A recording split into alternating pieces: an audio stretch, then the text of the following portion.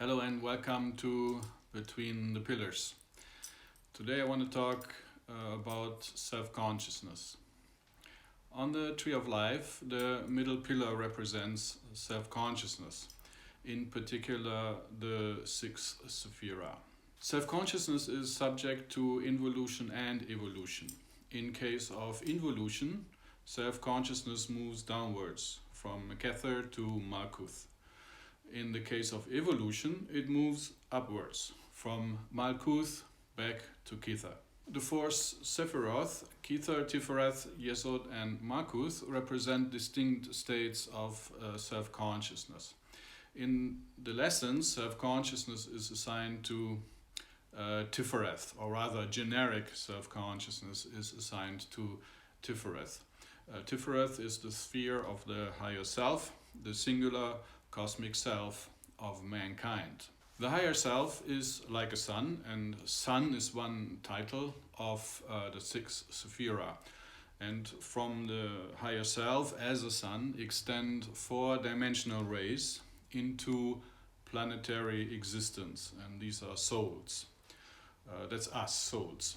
Souls are both cosmic and singular, since they are connected to, or the part that's connected to the higher self is cosmic and singular or non-individual, and the other parts that extends into existence and planetary life, that's then individual. When we wake up in the morning, the soul descends into the body-mind vehicle, which is made of Yesod and Malkuth, which is the mind and the physical body, or the astral body and the physical body. The mind is really a body on its own and actually functions in a different universe than the physical universe, although we are not aware of that at all.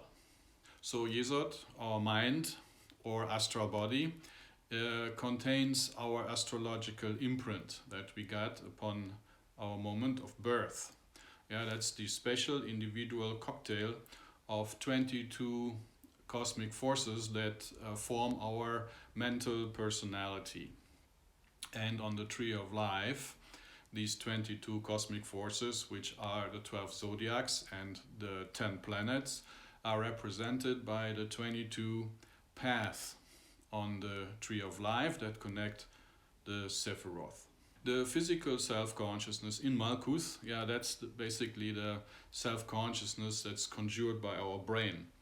And I will, just to distinguish it from the natural self-consciousness of the soul, I will call it the physical ego consciousness. And that conjures a different sense of individuality than the astrological individuality of our mind. It conjures something much more specific and much more concentrated. Basically, the awareness we feel inside the brain. Sometimes it's behind the eyes, but it can also move a little bit around in the brain. And this physical ego consciousness is conditioned by three things. First, it gives a sense of separation, that we are alone, that we are individual persons, we are alone and endangered, more or less endangered. And it is subjected to the limitation of the senses, and it is subjected to emotions, which the body conjures in response to experiences. The organ that produces the physical ego consciousness is located in the brainstem. The brainstem connects the cerebral cortex with the medulla. And in the cerebral cortex, all the consciousness processes take place, the things we are aware of.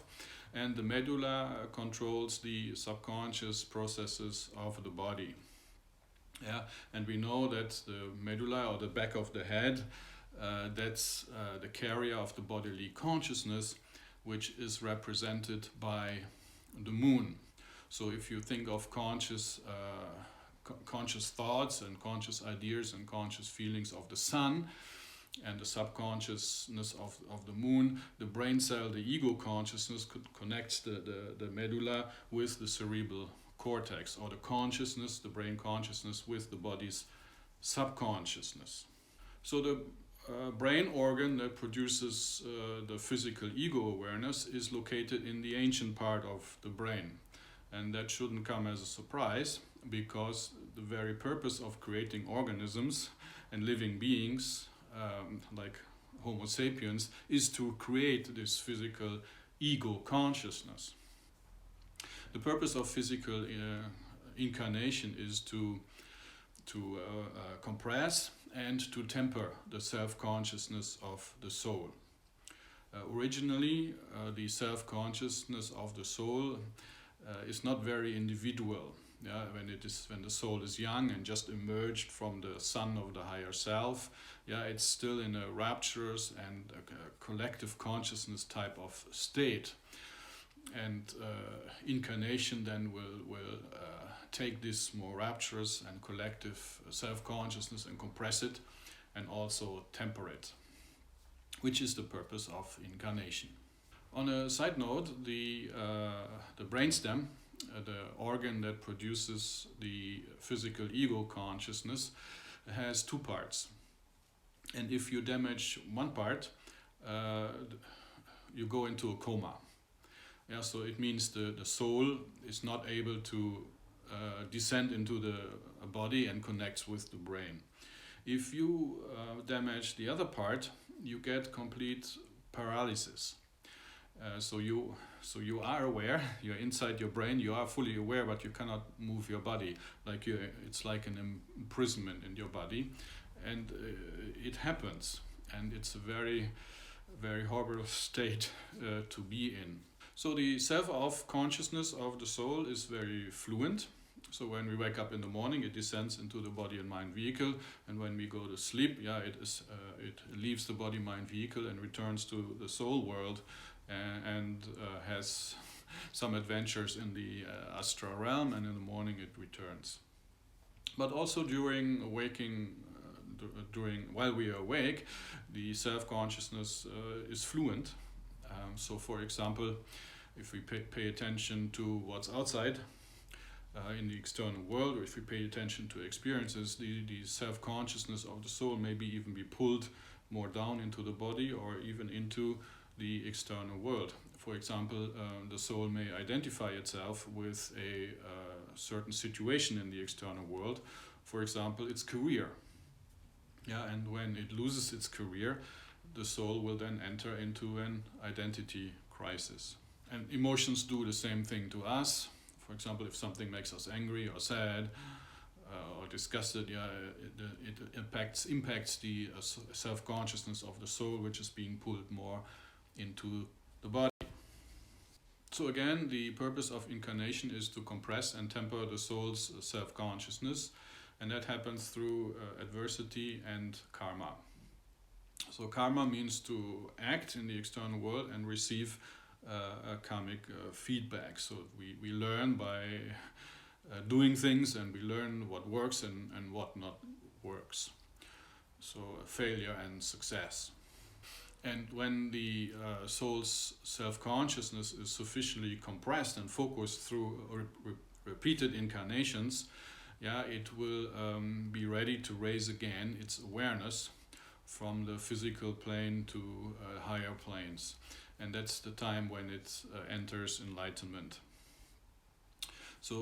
But the new thing is that it rises back up in the levels of consciousness without losing this tempered and focused self-consciousness. So first it rises to the astral level, and then it rises to the level of the higher self.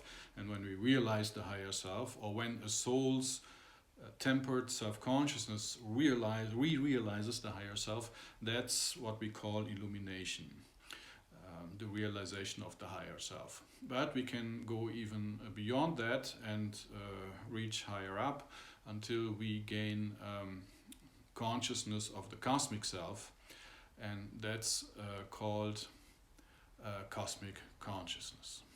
Thank you for watching this episode of Between the Pillars, and please help spreading the light with a like and a share, and don't forget to subscribe. Love and light.